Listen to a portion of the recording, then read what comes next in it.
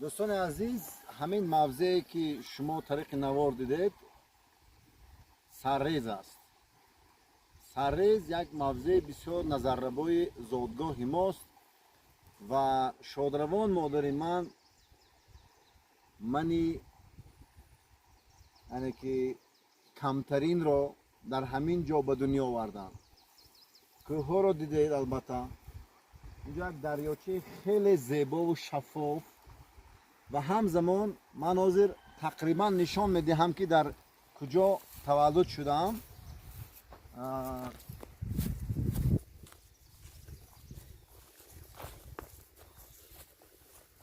اینجا یک قصر زیبا نیز بوده است.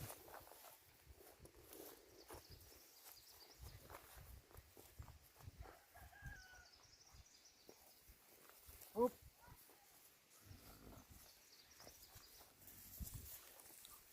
همون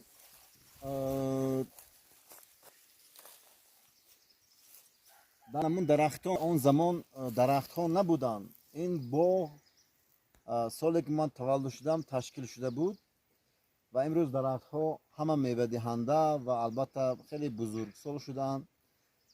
در همون پسی درختها مادر من کپه داشتند و در همان جا یعنی که 20 می در وقت گلو در وقت شکفتنهای مثلا گلهای رنگارنگ من تولد کردم و اینجا آمدم. دلم گم زد زیرا که اینقدر سال با مادر بودیم در این کوه و صحرا و در این ادیرها. امروز مادر من در زیر خاک و من برون از خاکم. واقعا این زندگی به نفسهای مادرم منطق ندارد.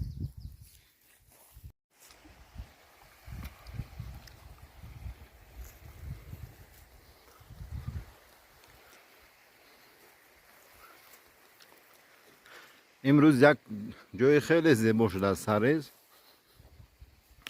ما خوشبخت از آنم که در همین جا مادری بزرگوارم مرا به دنیا آوردند. خب بنا میگونه جای زیباست سرریز و در اینجا تولد شدن واقعا افتخار است. دریا رو ببینید، صدای دریای چقدر زیبا.